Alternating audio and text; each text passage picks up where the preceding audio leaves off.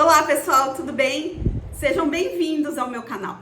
Hoje a gente vai falar sobre o uso de dietas cruas, ou também conhecido como alimentação bioapropriada, para cães e gatos com doença renal crônica.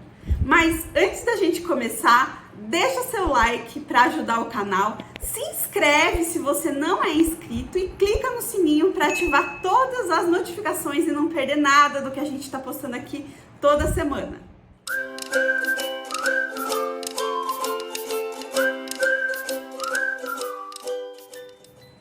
Bom, pessoal, então hoje a gente vai falar sobre o uso de alimentação crua, né, ou das dietas chamadas bioapropriadas para cães e gatos com doença renal, tá? É legal, não é? O que a gente tem de informação sobre isso? Bom, pessoal, primeiro, né, vamos esclarecer o que é adequado, que tipo de dieta que é adequada para um animal, seja cão ou gato, com doença renal crônica. Tá? A gente tem aí, segundo o IRIS, que é um órgão internacional que criou ali e que define o estadiamento da doença renal, e a gente tem 4 estágios de doença renal, sendo o inicial e o estágio 4 o final, tá?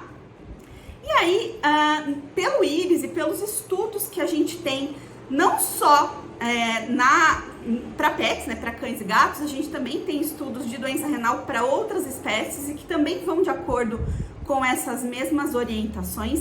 Existem alguns nutrientes-chave que a gente precisa tomar cuidado para um doente renal. O primeiro deles e mais importante é o fósforo, tá?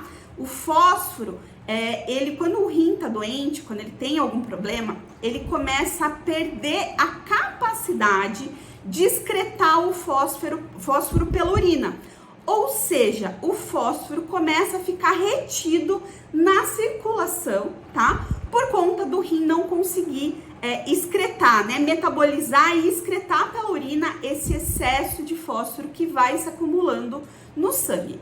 Ou seja, para um paciente renal é infinitamente importante que a gente controle a ingestão de fósforo, já que esse rim doente não vai conseguir excretar o fósforo, esse excesso de fósforo que o animal pode estar consumindo, tá? Existem diversos estudos em diversas espécies, incluindo em cães e gatos, já há muitos e muitos anos e décadas, mostrando que para um doente renal, a redução do teor de fósforo da alimentação é essencial, tá? É ponto crucial para que a gente preserve ao máximo a função renal, que a gente atrase a progressão da doença e com isso esse animal consiga viver por um tempo maior, né? E com uma qualidade de vida maior, tá? Legal, mas e aí? Como que eu faço para controlar o fósforo? O que tem muito fósforo que tá na alimentação de cães e gatos? O ingrediente número 1, gente, que é riquíssimo em fósforo, são as proteínas de origem animal, tá? Carnes, de uma forma geral, bovina, suína, de frango, qualquer espécie que vocês puderem imaginar, tem muito fósforo. E no músculo, né, na carne, nas vísceras, a gente tem um teor super alto de fósforo. Se a gente está falando de uma carne com osso, a gente tem um teor mais alto ainda, porque no osso a gente, além do cálcio, também tem fósforo, tá? Ou seja, olha que dificuldade, olha que paradoxo. Se eu tenho um animal que eu preciso restringir fósforo, como que eu faço isso usando uma dieta basicamente à base de carne, vísceras e ossos, que é a tal da alimentação crua ou alimentação bioapropriada? Esse é o grande ponto, essa é a grande dificuldade, porque a gente tem raríssimas coisas, raríssimas opções em termos de proteína de origem animal que tenham baixo fósforo. Por exemplo, o bucho bovino, ele tem baixo fósforo. A clara de ovo, ela tem um fósforo baixíssimo, então a gente pode sim usar, né, o bucho e a clara de ovo, por exemplo, para animais com doença renal. Agora, vocês imaginam a dificuldade de um paciente renal que já tem um apetite extremamente caprichoso, de viver à base de uma dieta com bucho e clara de ovo, tá?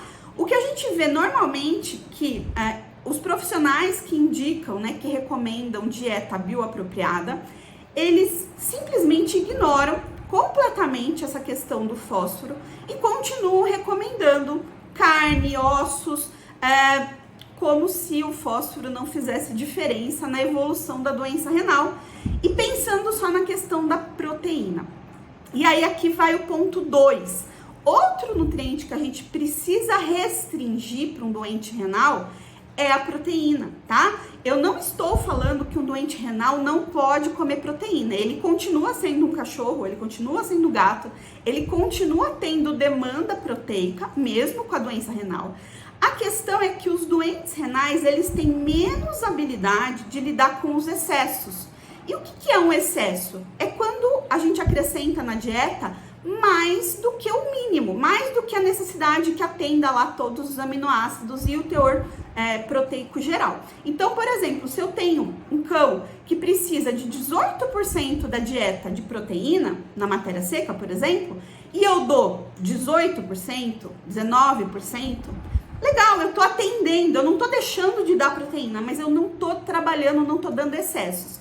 O grande problema é, o animal precisa de 18, eu vou lá e dou 30, eu dou 40, que é o que acontece quando a gente vê, né, essas prescrições de dietas cruas. Então, é dado uma quantidade muito acima do mínimo e o animal, por conta desse rim que não está bem, né, que está doente, ele não consegue eliminar o nitrogênio que vem da proteína, tá? As proteínas, elas são fontes de nitrogênio, elas são convertidas a ureia, né, pelos rins e é eliminada pela urina. O problema é, quando esse animal não tem um rim que está funcionando direito, eu não tenho a conversão de todo esse nitrogênio em ureia e esse nitrogênio acaba se acumulando no sangue.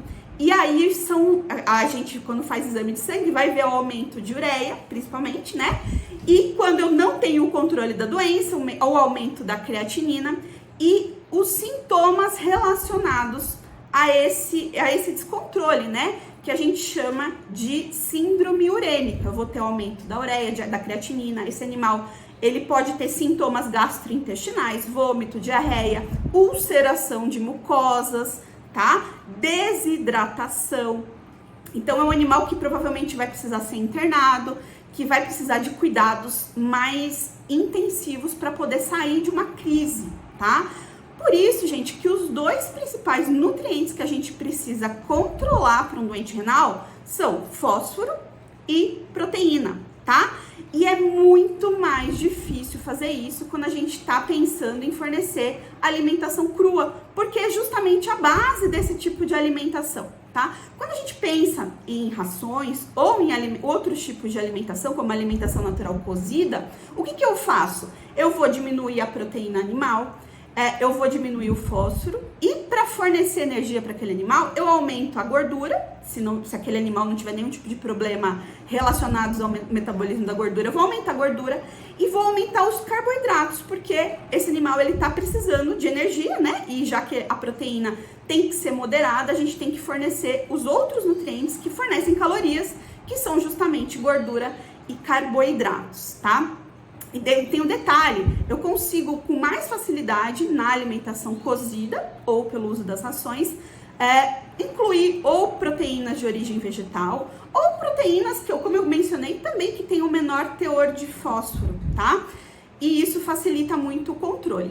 Por isso, gente, que é muito difícil, tá? A gente vê alguém que prescreve alimentação bioapropriada para um paciente renal ter sucesso a longo prazo, tá? E não existem estudos nenhum que tenham comparado o uso de uma alimentação cozida ou de uma ração renal com alimentação bioapropriada por conta disso, porque a alimentação bioapropriada, ela vai completamente contra a tudo que a gente sabe que funciona para a doença renal, tá? E é isso que a gente vê, o agravamento da doença renal. Eu, particularmente, já atendi vários pacientes que passaram pela mão de profissionais que indicaram a alimentação crua e esses pacientes tiveram um agravamento absurdo, né, do quadro renal, então aumentaram ureia, aumentaram creatinina a níveis de precisar ficar internado e só se salvaram porque a gente acabou modificando a alimentação. Então tome cuidado com esse tipo de posicionamento, porque além de não ter nenhum tipo de validação científica,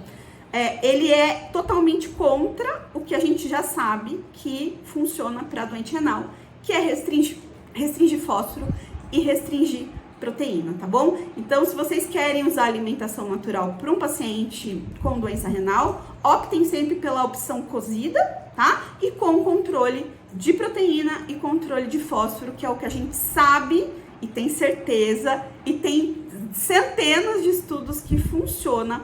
E entenda, o teu animal com doença renal, ele não vai conseguir sair de uma crise urêmica, ou ele tem um aumento exponencial no risco de óbito se você faz uma coisa dessas, tá?